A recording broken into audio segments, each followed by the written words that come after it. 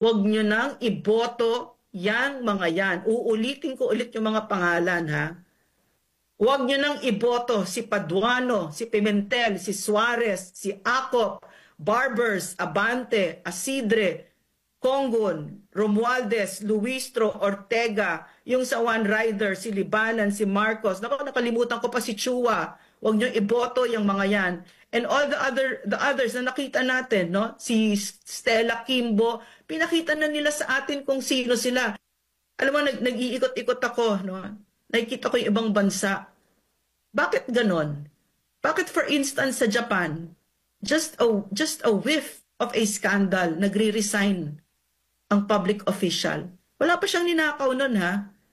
Itong mga ito, walang abilidad mahiya sa Pilipino.